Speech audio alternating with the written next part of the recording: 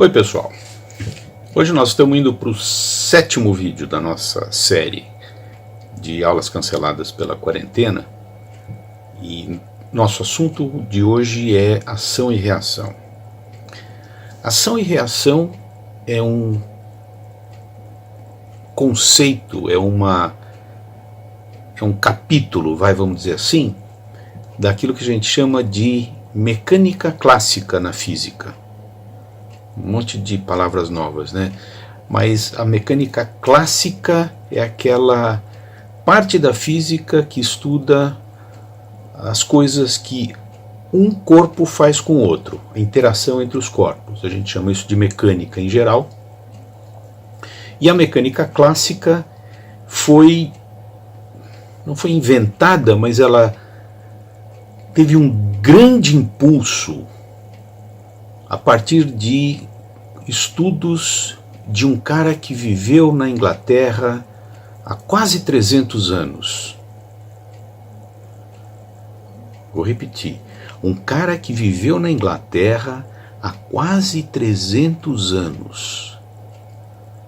Hoje, quando a gente vê um satélite de comunicação girando em torno da Terra, esse satélite está usando coisas que esse cara, que viveu na Inglaterra há 300 anos, pensou.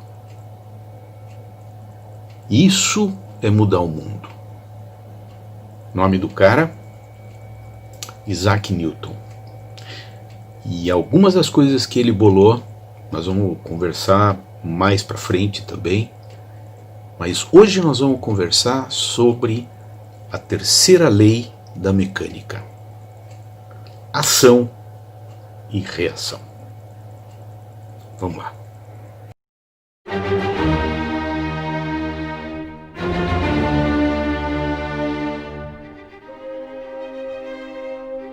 O Newton era um cara meio multimídia. Ele não só era astrônomo, como também ele era alquimista, que é uma espécie de químico bem antigo, teólogo e filósofo natural. Na época dele, filósofo natural significava ser cientista, e as grandes contribuições dele foram para a física e a matemática.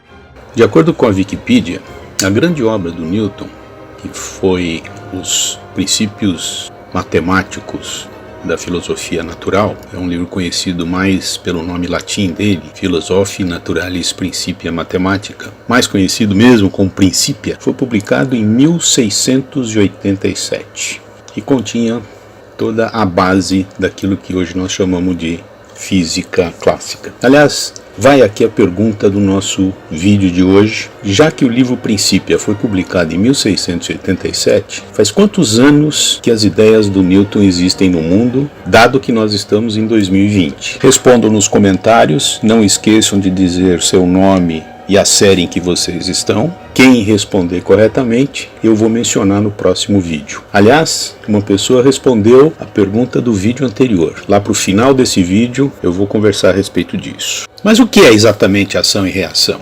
De acordo com o site Brasil Escola, todas as forças surgem aos pares. Ao aplicarmos uma força sobre um corpo, que é a ação, recebemos desse corpo a mesma força, reação, com a mesma intensidade e a mesma direção, mas no sentido contrário. A gente consegue enxergar isso bem num joguinho bem conhecido por vocês, eu acho, com moedinhas, que é um joguinho fácil da gente fazer em casa.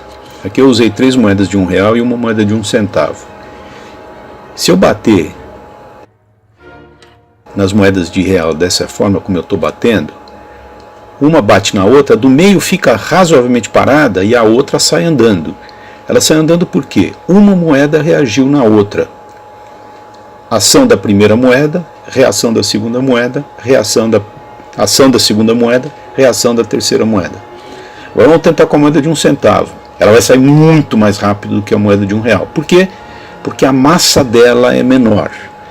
Então, a mesma ação da moeda do meio vai causar uma reação muito maior na moeda de 1 centavo do que na moeda de R$1. Vamos ver se a gente consegue comparar as duas forças na moeda de R$1 e na moeda de 1 centavo. Vamos ver se a gente consegue mostrar a diferença. Ou a gente pode alinhar as 4 também, ó. Uma bate na outra, uma anda um pouquinho, outra anda um pouquinho mais e a moeda de 1 centavo sai disparada. Vamos fazer a tentativa agora, ó. Pouca força, pouca força. Mesmo com pouca força a gente consegue ver que a moeda de 1 centavo sai muito mais longe do que a de R$1. Agora vamos tentar alinhar as 3. Pronto, dessa forma. Bater na do meio. Ó, a do meio ficou quase parada e a outra saiu. Mais uma. Isso, olha só. De novo o mesmo efeito. Tá vendo? Agora vamos colocar a moedinha de 1 centavo. Percebam que eu tentei colocar de R$1 em paralelo com o que ela saiu antes. Veja que a de 1 centavo andou muito mais. Agora vamos tentar bater em todas elas. Vamos ver o que acontece. O esperado, né? As moedas de R$1 andaram um pouco, a de 1 centavo andou muito mais por causa da massa menor dela. Último experimento. Vamos alinhar 2 moedas de R$1 com a outra em paralelo e colocar a pequenininha antes. Pronto. Vamos tentar manter agora a mesma força. Coloca aqui e vamos lá. A grande andou menos do que a pequena por causa da diferença de massa. Antes da gente passar para a última parte do vídeo, deixa eu mencionar aqui a Kaique Mendonça. A pergunta que foi feita no vídeo anterior era o que pesa mais, 1 kg de chumbo ou 1 kg de isopor? E essa é a resposta dela. Os dois são iguais, 1 kg de chumbo e 1 kg de isopor, mas 1 kg de chumbo é pouco, quer dizer, pouco volume, e de isopor é grande, um volume muito grande. Acertou super bem. Inclusive me respondendo coisa que eu não perguntei e respondendo corretamente. Parabéns, Kaique. Esse brinquedinho aí, que é um brinquedo de mesa, não por acaso chama-se berço de Newton. Quando a gente pega uma bolinha e joga de um lado, ela transfere a força dela até a última bolinha de lá que sai. Com 2 bolinhas, a mesma coisa acontece, só que agora quem sai voando são 2. Vamos tentar com 3. 3 bolinhas, saem 3 bolinhas.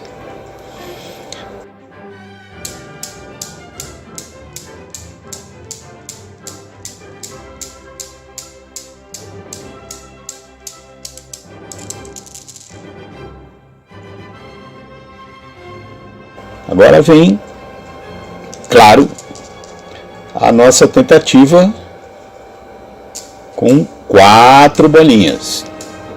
Olha só, 4 bolinhas. Entram 4, saem 4. Nós estamos vendo aí as forças agindo e reagindo.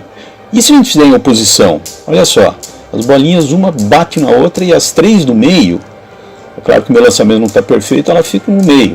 Se a gente pegar 2 a 2, a do meio fica estática e as outras 2 batem. Agora vamos fazer uma coisa maluca. Vamos pegar 3 de um lado e 2 do outro. Vamos lá. Olha a maluquice que acontece. Quando a gente pega 3 de um lado e 2 do outro, elas saem, aqui, o lado que tinha 3 fica com 2 e o lado que tinha 2 fica com 3. É muito legal de ver e o jogo mostra no fundo, a ideia de ação e reação do Newton. Agora, onde ação e reação funciona mesmo para valer é em foguetes. E como última coisa, eu quero mostrar um foguete que eu fiz lá no Brasília há 8 anos, que foi um sucesso com a molecada, usando gelo seco.